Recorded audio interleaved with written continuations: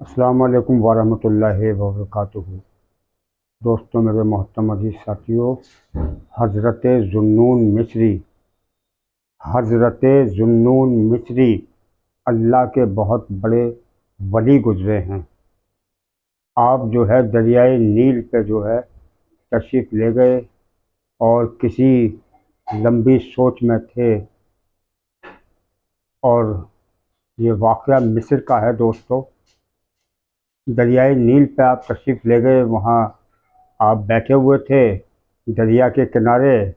آپ نے دیکھا کہ ایک بچھو جو ہے، کافی بڑا جو ہے بچھو، وہ دریا میں جو ہے اترا اور دریا میں بہنے لگا وہ ہو، تو آپ اس کو بڑے غور سے دیکھنے لگے۔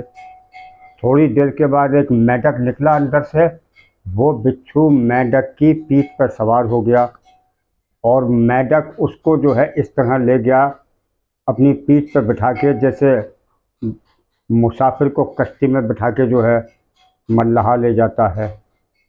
اب وہ حضرت منون مصری جو تھے رحمۃ اللہ علیہ، وہ اللہ کے بہت بڑے ولی گزرے ہیں۔ وہ اس منظر کو دیکھتے رہے اور وہ گھوم کے اس کنارے سے دوسرے کنارے پہ پہنچ گئے اور بولے کہ یہ تو اللہ کا کوئی جو ہے موجودہ لگتا ہے اور میں اسے دیکھتا ہوں۔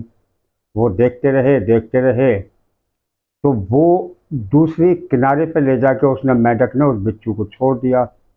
اب وہ بچھو وہاں سے اترا اور رینگتا رینگتا وہ جنگل کی طرف چلا جو ہے۔ تو حضرت بھی دیکھ رہے تھے اس منظر کو کھڑے ہو کے۔ آگے دیکھا تو ایک شخص جو ہے، ایک اللہ کا بندہ وہاں پڑا ہوا تھا، بالکل بے ہوش تھا، اسے اپنا کوئی ہوش نہیں تھا جو ہے، جنگل میں ایک درخت کے نیچے۔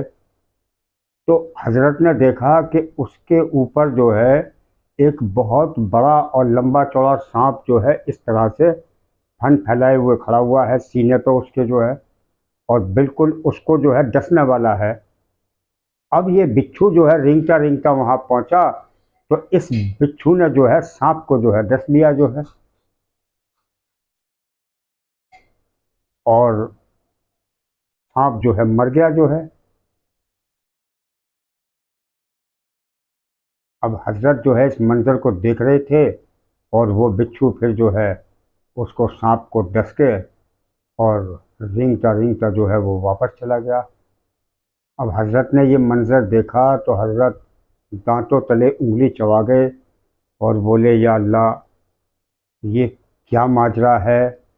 تو آپ نے فوراً کہا کہ یہ اللہ کا کوئی بہت بڑا ولی ہے۔ تو آپ جو ہے اس کے قدم چومنے کے لیے آگے بڑھے۔ حضرت اس کے قدم چومنے کے لیے آگے بڑھے۔ جب اس کے نزدیک پہنچے تو اس کے اندر سے جو ہے شراب کی بدبو آ رہی تھی دوستو۔ شراب کی بدبو کو دیکھ کے حضرت جو تھے وہ حیرت میں رہ گئے، بولے یا اللہ، یہ کیا ماجرا ہے؟ تو جب وہ اس کے قدم چومنے کے لیے جا رہے تھے تو پھر وہ شراب کی بدبو کو دیکھتے ہوئے وہ پیچھے ہٹ گئے۔ غیب سے آواز آئی اللہ کی طرف سے جو ہے کہ حضرت منون مصری کے لیے جو ہے کہ پیچھے کہاں ہٹتا ہے، یہ میرا بندہ ہے، اگر میں نیکوں کا خیال رکھوں گا تو یہ جو میرے گنہگار بندے ہیں ان کو کون دیکھے گا، ان کا کون خیال رکھے گا؟ تو مجھ کو تو اپنے نیک بندوں کو بھی دیکھنا ہے اور گنہگار بندوں کو بھی دیکھنا ہے، اچھی بری ساری میری ہی مخلوق ہے جو ہے۔ اللہ اکبر۔ اب وہ حضرت جو ہے وہیں بیٹھ گئے جو ہے،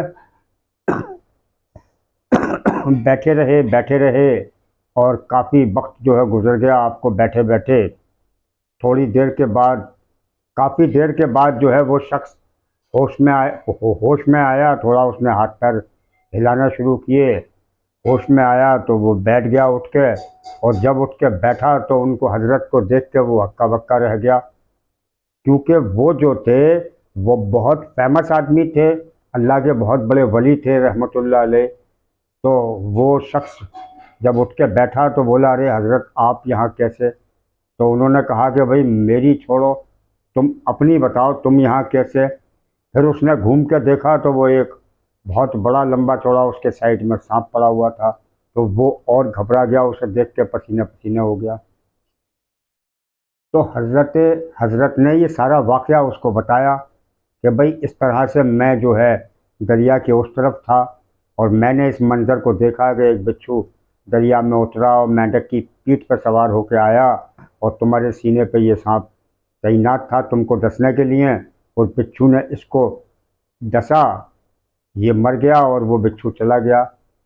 اب میں یہاں بیٹھ گیا جو ہے یہ سارا منظر دیکھ کے، تو اس نے جو ہے آسمان کی طرف دیکھا اور ہچکیاں بھر بھر کے جو ہے آنسوؤں سے رونے لگا کہ یا اللہ، میرے جیسے گنہگار آدمی کے ساتھ تیرا یہ معاملہ ہے، جو میں نے اپنی زندگی میں، اپنی ساری زندگی میں کوئی ایک عمل میں نے اچھا نہیں کیا، ساری میری زندگی تیری نافرمانی اور گناہ اور بے لذت جو ہے اس میں گزری ہے۔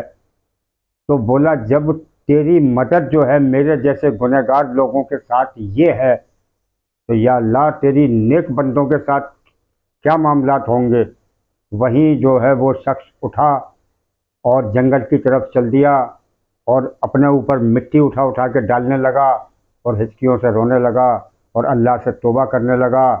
دوستو وہ نکل گیا آگے جو ہے، پھر اللہ نے جو ہے اس کو ایسا نوازا، ایسا نوازا، ایسی ہدایت اللہ نے دی کہ وہ جو ہے مطلب نیک بن گیا اپنے وقت کا جو ہے، اور لوگ اس کے پاس دعا کرانے کے لیے آنے لگے، یہاں تک وہ کسی بیمار وغیرہ کے اوپر اگر کچھ پڑھ کے پھونک دیا کرتا تھا تو اللہ اس میں شفا ڈال دیا کرتے تھے۔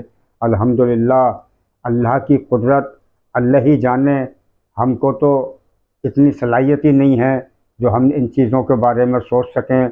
دیکھیے دوستو، اللہ کی مدد جو ہے ایک اچھے انسان کے ساتھ بھی ہوتی ہے اور برے انسان کے ساتھ بھی ہوتی ہے، اس لیے کہتے ہیں کسی کو حقیر نہ سمجھیں، کسی کو گرا ہوا نہ سمجھیں، کسی سے اپنے سے کم نہ سمجھیں، پتہ نہیں اللہ کس وقت کس کو اور کہاں ہدایت دے دے، اور کون جو ہے گنہگار بھی ہم سے بہتر بن جائے جو ہے اور ہم کو پیچھے چھوڑ دے۔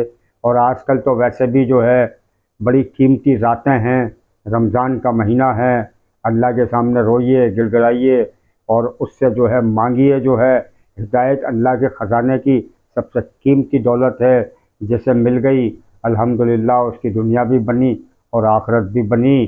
اللہ کا قرب جسے بھی ملا، اللہ کا قرب جسے بھی حاصل ہوا، دنیا کی نفرت اور آخرت کی محبت سے ہوا۔ اللہ اکبر۔ السلام علیکم ورحمۃ اللہ وبرکاتہ۔